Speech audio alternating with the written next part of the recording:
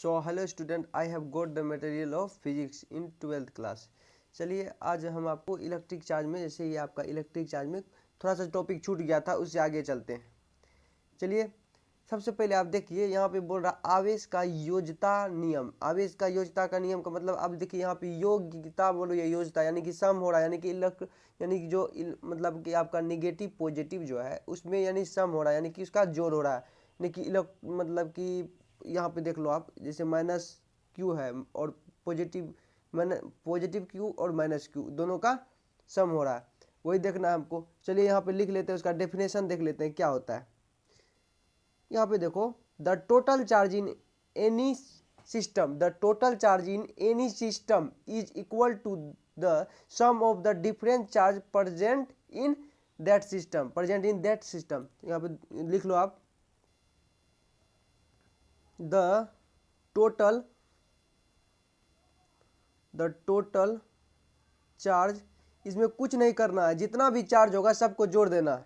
बस ये आपको समझ लेना है कि ये यानी कि आवेश का योज्यता का नियम में जो है सब चार्ज को जोड़ देना है, यानी कि प्लस चार्ज से लेके माइनस चार्ज को सबको एक में ही जोड़ देना है, तो उसी को बोलेंगे आवेश का योज्यता का नियम। बस आपको ये समझना है। द टोटल चार्ज, अगर डेफिनेशन लिखना चाहते हो तो लिख सकते हो, the total charge in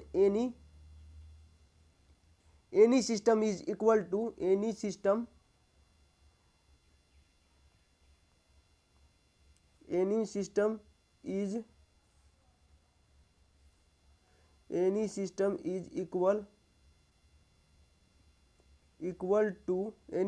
is equal to the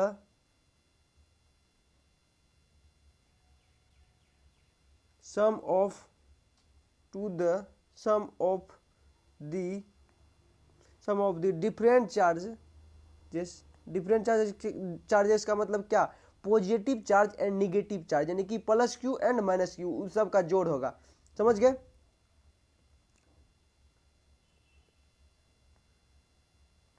different charges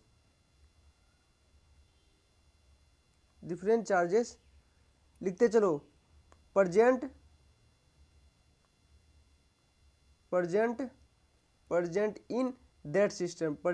in that system,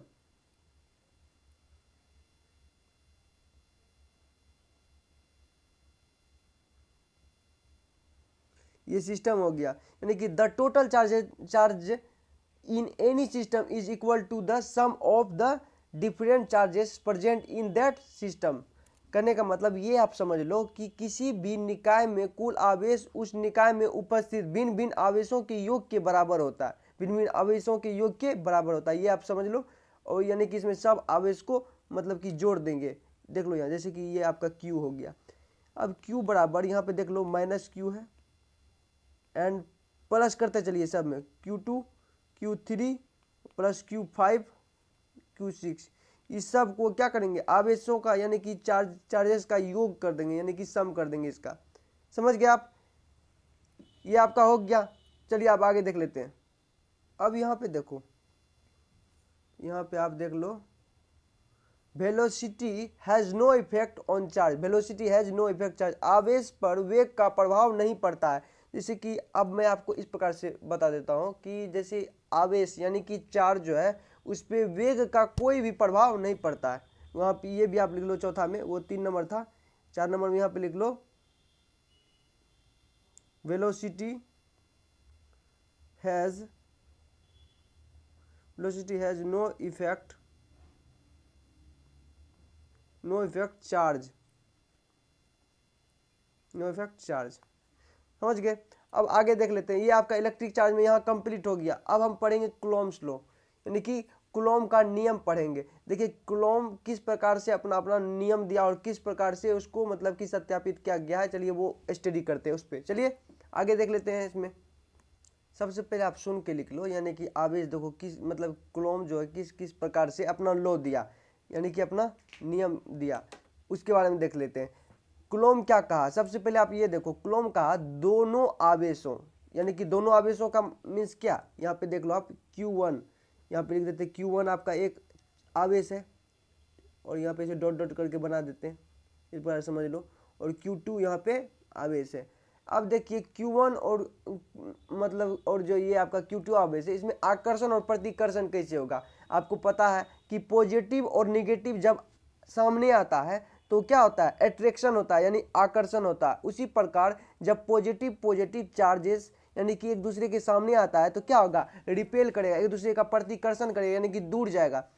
समझ गए, हमको आवेश पर है यानी कि सबसे पहले आप हिंदी में समझ लो, अगर हिंदी मीडियम के स्टूडेंट हो तो आप सुन के लिख सकते हो। सुनिए, दोनों आवेशों के मध्य, ये दोनों आवेश है, ये आपका चार्जेस है, और मध्य यानी बीच, दोनों आवेशों के बीच लगने वाला बल, लगने वाला जो फोर्स होता है, बल, समझे, दोनों आवेशों के बीच लगने वाला बल आवेशों के गुणनफल के, गुणनफल क्या होता है, Q1 into Q2, Q1 into Q2 गुणनफल के अनुकर्मानुपाती तथा, अनुकर्मानुपाती क्या होता है, बोला दोनों आवेशों के गुणनफल के अनुकर्मानुपाती तथा उनके बीच के दूरी के वर्ग के व्युत्क्रमानुपाती होता है, उनके बीच के दूरी के वर्ग के व्युत्क्रमानुपाती होता है। चलिए हम इसी पे स्टडी करते हैं, यानी कि अब मैं थोड़ा सा इंग्लिश मीडियम में थोड़ा बोल देता हूँ, इंग्लिश में थोड़ा आप सुन के आप लिख सकते हो।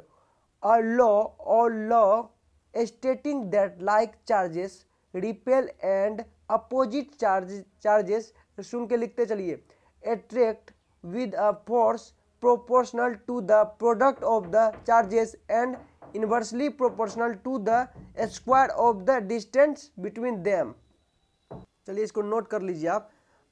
A law starting that like charges repel and a law starting that like charges repel and opposite charges attract with a force proportional to the product of the charges and inversely proportional to the square of the distance between them। ये आपको समझ लेना है, यानी कि कह रहा है दो बिंदु, कुलॉम क्या कहा, दो बिंदु यानी दो पॉइंट आवेश यानी दो पॉइंट चार्ज जो है उसके मध्य लगने वाला जो फोर्स है, बीच उसका जो बीच का जो डिस्टेंस है वो क्या होता है, दोनों का गुणनफल के अनुकर्मानुपाती बोलिए या समानुपाती बोलिए, अनुकर्मानुपाती बोलिए या समानुपाती बोलिए, इंग्लिश में इसको क्या बोलते हैं, प्रोपोर्शनल बोलते हैं। क्या बोलते हैं, प्रोपोर्शनल बोलते हैं। तथा उनके बीच के दूरी के वर्ग के व्युत्क्रमानुपाती आते हैं। व्युत्क्रमानुपाती क्या होता है, व्युत्क्रमानुपाती का मतलब उल्टा। चलिए मैं आपको उसका मतलब डेफिनेशन बता देता हूँ। ये आपका डेफिनेशन हो गया, समझ गए। अब थोड़ा सा हम डीपली में इस पर स्टडी करते हैं और इसको प्रूव करते हैं थोड़ा सा फॉर्मूला के हिसाब से, और रूल क्या क्या दिया मैथमेटिकली डेरिवेशन करते हैं। चलिए देख लेते हैं आगे। अब यहाँ पे देखिए क्या कहा, कुलोम क्या कहा वो देख लेते हैं। यहाँ पे देखो, सबसे पहले आप लोग यहाँ देखिए Q1 क्या है, चार्ज है, Q2 भी चार्ज है। अब दोनों का बीच का दूरी क्या है, R मान लेते हैं, R क्या है, दूरी है बीच का, इन दोनों का दूरी क्या है, R है। अब यहाँ पे देख लो आप, यहाँ पे हम क्या करें, बीच के दूरी में क्या लगा यानी कि अट्रैक्शन है, यानी दोनों आवेशों के मध्य लगने वाला बल, दोनों चार्ज के बीच में हमारा क्या लग रहा है, फोर्स लग रहा है। क्या लग रहा है, फोर्स लग रहा है। उसको हम फोर्स को क्या बोलते हैं, F से डिनोटेट करते हैं। यहाँ पे देख लीजिए F। अब देखिए उसके बाद क्या पड़ा, दोनों आवेश के मध्य लगने वाला बल आवेश के गुणनफल, गुणनफल क्या होता है, Q1 Q2, जैसे आपको बताए थे। Q1 Q2 क्या था, Q1 Q2 क्या है आपका, Q1 चार्ज है और Q2 भी चार्ज है, इसी को गुणनफल बोलते हैं, यानी कि Q1 इंटू Q2। अब देखिए यहाँ पे क्या बोल रहा है, अनुकर्मानुपाती बोलिए या समानुपाती बोलिए, इसको इंग्लिश में बोलते हैं प्रोपोर्शनल बोलते हैं। अब देखिए इसको यहाँ पे होगा क्या कि यहाँ पे F डायरेक्टली प्रोपोर्शनल, प्रोपोर्शनल का मतलब क्या हो गया, अभी मैं आपको बताता हूँ। Q1 into Q1 into Q2, ये आपका हो गया समीकरण 1, इक्वेशन 1 हो गया आपका। अब देखिए F क्या था आपका, फोर्स था, Q1 Q2 क्या है, चार्ज है, Q1 Q2 क्या है, चार्ज है, इक्वेशन 1 हो गया। अब प्रोपोर्शनल क्या हुआ, प्रोपोर्शनल हम किसको बोले, अनुकर्मानुपाती को बोले, अनुकर्मानुपाती बोलिए या समानुपाती बोलिए। अब देखिए इसको कहता क्या है कि प्रोपोर्शनल क्या होता है, इसका काम क्या होता है प्रोपोर्शनल का, वो देख लेते हैं। प्रोपोर्शनल का काम होता है, जैसे कि समझ लीजिए, यहाँ मैं आपको समझाने के लिए केवल बोल रहा हूँ कि सपोज मन में सोचिए कि एक लाइन इतना बड़ा है, अगर यहाँ पे बोला जाएगा, ये समझ लीजिए 5 सेंटीमीटर लंबा एक लाइन है, मन में सोच लिए कि मान लिए 5 सेंटीमीटर लंबा लाइन है, इसको अगर 5 से अगर हम 7 सेंटीमीटर, दो लाइन है, समझ लीजिए 5 सेंटीमीटर का लाइन है, दो लाइन है। यहाँ पे देखिए, यहाँ पे बोला जाएगा कि ये डायरेक्टली प्रोपोर्शनल टू है एक दूसरे का, यानी कि दोनों अनुकर्मानुपाती एक दूसरे का। अगर इसको यहाँ पे 7 सेंटीमीटर बढ़ाएंगे तो ये ऑटोमेटिक अपने 7 सेंटीमीटर बढ़ जाएगा, इसलिए क्योंकि अगर ये बढ़ेगा तो ये भी बढ़ेगा और ये बढ़ेगा तो ये भी बढ़ेगा। इसी को हम बोलते हैं अनुक्रमानुपाती बोलिए या समानुपाती बोलिए या डायरेक्टली प्रोपोर्शनल बोलिए। समझ गए? अब देखिए आगे चलते हैं। ये यहाँ तक तो आप समझ गए, ये आपका क्लियर हो गया। अब यहाँ पे देखिए, अब बोल रहा है कि व्युत्क्रमानुपाती क्या होता है। व्युत्क्रमानुपाती का मतलब होता है कि इसके विपरीत यानी उल्टा होता है, यानी इसका उल्टा होता है। व्युत्क्रमानुपाती बोल रहा है कि अनुक्रमानुपाती तथा उनके बीच के दूरी के वर्ग के व्युत्क्रमानुपाती है। तो बीच का दूरी क्या है हमारा, बीच का दूरी यहाँ पे आप देख रहे हैं, यहाँ पे बीच का दूरी आपका यहाँ पे क्या आर है। बोल रहा आर आपका बीच का दूरी है। बोल रहा उस बीच के दूरी के वर्ग के व्युत्क्रमानुपाती होता है, वर्ग के व्युत्क्रमानुपाती होता है। अब देखिए व्युत्क्रमानुपाती का मतलब होता है उल्टा। हम जानते हैं उल्टा, जैसे कोई चीज़ है 2 है तो इसका 2 का व्युत्क्रमानुपाती क्या होगा, 2 का व्युत्क्रमानुपाती हो जाएगा आपका क्या 1/2। अब बोला वर्ग बोल रहा है यानी कि आर, सपोज यहाँ पे समझ लीजिए आर बोल रहा है यानी कि आर का व्युत्क्रमानुपाती बोल रहा है यानी कि वर्ग का व्युत्क्रमानुपाती बोल रहा है, इसलिए यहाँ पे 1/r² हो जाएगा, 1/r² हो जाएगा। अब देखिए 1/r² होगा तो वहाँ पे देखिए क्या होगा, यहाँ पे देखो अच्छे से, यहाँ पे एक इंपॉर्टेंट चीज छूट रहा है। अब यहाँ पे देखो ये Q1 Q2 है। अब यहाँ पे हम करेंगे क्या, ये Q1 F directly proportional Q1 × Q2 है। तो यहाँ पे देखो F तो फोर्स था मेरा और Q1 Q2 क्या था, ये आपका चार्ज हो गया। अब यहाँ पे देखो हुआ क्या कि सबसे पहले मैं आपको केवल यहाँ पे आपको थोड़ा सा बता देता हूँ, फिर नेक्स्ट वीडियो में, ताकि वीडियो लंबा ना, आप अच्छे से एक by topic step by step अच्छे से समझिए। अब यहाँ पे देखो क्या होता है, यहाँ पे हुआ क्या, ये जो आपका Q1 Q2 है, Q1 × Q2 जो है ये आपका ये गुना मतलब कि मल्टीप्लाई हो गया किससे, यानी कि व्युत्क्रमानुपाती दूरी से हो गया r² से। ये क्या किया 1 इससे गुना कर लिया, ये इससे गुना कर जाएगा तो क्या हो जाएगा आपका Q1 × Q2/r² लिख सकते हैं इस प्रकार से। देखो लिख सकते हैं, ठीक। ये Q1 × Q2/r² हो गया, यानी क्या इसको गुणनफल बोलते हैं, आवेशों का गुणनफल नहीं बोले। यहाँ पे दोनों आवेशों के मध्य यानी बीच लगने वाला बल आवेशों के गुणनफल के, आवेशों का जो गुणनफल है आवेश का, ये Q1 × Q2 जो है गुणनफल है, अनुक्रमानुपाती होता है। अनुक्रमानुपाती मतलब ये अनुक्रमानुपाती हो गया। इसको इंग्लिश में बोलते हैं डायरेक्टली प्रोपोर्शनल, यानी इसको प्रोपोर्शनल बोलते हैं, प्रोपोर्शनल बोलते हैं। समझ गए? एफ आपका फोर्स हो गया। अब देखो यहाँ पे हुआ क्या, आप लोग इस प्रकार से समझिए। यहाँ पे अब हुआ क्या, थोड़ा सा यहाँ पे साफ कर देते हैं इसको। समझ गए यहाँ तक।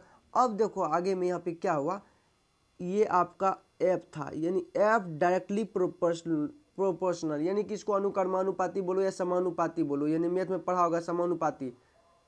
अब देखो यहाँ पे 1/r² था, 1/r² है ना, 1/r²। ये क्या हो गया, समीकरण 2 यानी इक्वेशन 2 हो गया। यानी कि एफ डायरेक्टली प्रोपोर्शनल 1/r²। इसको जब इससे मल्टीप्लाई की क्या होगा Q1 Q2/r²। अब देखो यहाँ पे हुआ क्या, प्रतिकर्षण या आकर्षण। यहाँ पे आप इक्वेशन एंड यानी कि समीकरण 1 तथा 2 से देखेंगे, यानी कि ये दोनों का रिलेशन बताएंगे, उसी को बोलते हैं कुलोम्स लॉ। कुलोम्स ने कहा सबसे पहले, यहाँ पे देखो क्या कह रहा है कुलोम्स, यानी कि हमारा ये एक फोर्स, यानी कि इसको तुम रख लो इस प्रकार से, रख लिया। अब देखो यह कुलोम्स कह रहा है हमारा एक फोर्स है यानी बल है, तो F बराबर क्या होगा, F directly proportional Q1 × Q2/r²। इसको इस प्रकार से लिख सकते हैं, जब ये दोनों का क्रिया किए तो समीकरण 1 तथा 2 से हुआ। समीकरण 1 तथा 2 से यहाँ लिख सकता है, यानी कि इस प्रकार से यहाँ पे EQ लिख देते हैं, इक्वेशन आप समझ लोगे 1 और 2 लिख लोगे इस प्रकार से। समझ गए? F directly proportional to Q1 × Q2/r², ये हो गया। अब देखो ये हो, इतना दूर तक तो समझ गया। अब देखो इसका मतलब क्या हो गया, इसका मीन्स हो गया फोर्स, इसका मीन्स क्या हो गया अनुक्रमानुपाती, यानी directly proportional Q1 × Q2/r²। Q1 Q2 क्या है आपका चार्ज है यानी आवेश है, r² क्या r दूरी था, बोल रहा था r कम यानी कि दूरी के वर्ग की व्युत्क्रमानुपाती होता है, यानी उल्टा होता है, तो यानी r², इसलिए 1/r² को लिखे थे। 1/r² को जब हम मल्टीप्लाई किए थे Q1 × Q2 से तो हो गया था Q1/Q2/r²।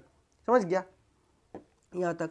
अब देखो इसको हम हटाने के लिए सोचेंगे। ये बोल रहा है कुलॉम क्या कहा कि ये जो डायरेक्टली प्रोपोर्शनल है, यानी कि हम इसको बढ़ाएंगे, इसका मतलब देखो यहाँ पे इसको बढ़ाएंगे तो ऑटोमेटिक है कि ये बढ़ जाएगा, ये आपका बढ़ जाएगा। तो इसलिए कुलॉम क्या कहा कि हम क्यों ना हम डायरेक्टली प्रोपोर्शनल को हटा के यहाँ पे के रख दे। तो ये डायरेक्टली प्रोपोर्शनल को हटा दिया कुलॉम। यहाँ पे सबसे पहले इस प्रकार समझ लो कि किस प्रकार से हटाया। अब देखो ये F बराबर यहाँ पे हो जाएगा तुम्हारा के, क्या हो जाएगा K into Q1 into Q2 by r square. समझ गया, F बराबर के Q1 into Q2 by r square. यहाँ तक हो गया। अब देखो के क्या है, के है नियतांक। नियतांक क्या है, यानी न्यूटन ने कहा कि है कांस्टेंट है। कांस्टेंट क्या, नियतांक। नियतांक मतलब वैक्यूम। अब देखो के क्या होता है उसके बारे में देख लेते हैं, के क्या होता है। यहाँ तक समझ गया, ये तुम्हारा प्रूव हो गया। यहाँ पे ये तुम्हारा प्रूव हो गया, यानी कि कुलॉम लॉ का लगभग स्टेटमेंट यहाँ पे प्रूव हो गया। अब देखो के का मान क्या क्या है। के का मान होता है 1/4 पाई इप्सिलॉन नॉट। क्या होता है 1/4 पाई इप्सिलॉन नॉट। चलिए उसके बारे में देख लेते हैं के का मान क्या क्या होता है आगे। अब देखो यहाँ पे ये आपको बता रहे थे के के बारे में, के के बारे में देख लेते हैं आज। अब यहाँ पे देखिए के क्या क्या है, के को क्या क्या कुलॉम ने कहा, कुलॉम ने के को क्या क्या कहा उसके बारे में देख लेते हैं। ये आपका के है, के को कांस्टेंट पहले आपको बता दिए। अब देखिए there is a constant of K which is called the constant of the stationary electricity, उसके बारे में देख लेते हैं। अब देखिए क्या करा, के विद्युत मतलब के जो आपका के नियतांक है, के क्या है नियतांक है, जिसे स्थित विद्युत के नियतांक कहते हैं। के आपका नियतांक है, आप सुन के लिख लो। अगर आप हिंदी मीडियम की स्टूडेंट हो आपको सुन के भी लिख सकते हो। चलिए सुन के लिख लीजिए आप, के नियतांक है। यहाँ पे मैं लिख देता हूँ हिंदी में भी, के नियतांक है, के नियतांक है जिसे क्या होगा, जिसे स्थित विद्युतकीय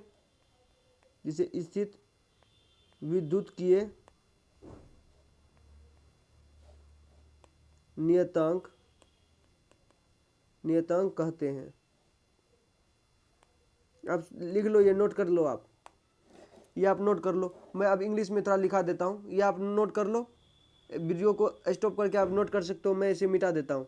इंग्लिश मीडियम के स्टूडेंट भी लिख लो। There is a constant of K which is called the constant of the stationary electricity. लिख लो आप, देयर इज अ कांस्टेंट, आप लिखते चलो, ऑफ के which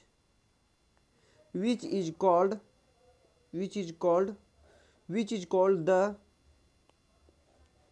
constant of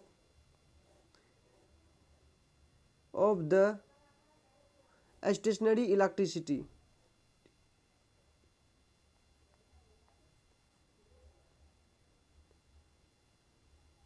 stationery electricity ये आप लिख लो। ये हो गया, there is a constant of K which is called the constant of the stationary electricity. आप यानी कि के नियतांक है, के क्या है कांस्टेंट है, जिसे स्थित विद्युतकीय नियतांक कहते हैं। जिसे क्या कहते हैं, स्थित विद्युतकीय नियतांक कहते हैं। चलिए आप आगे देख लेते हैं। अब देखो कुलॉम ने कहा के का मान क्या क्या दे सकते हो निर्वात में, यानी कि वैक्यूम में। निर्वात का मतलब क्या, वैक्यूम में के को मतलब न्यूटन यानी न्यूटन कहते। कुलॉम ने क्या क्या कहा, अब देखो के को हम निर्वात में क्या क्या कह सकते हैं। के को कहा यानी कि कुलॉम ने 4 पाई इप्सिलॉन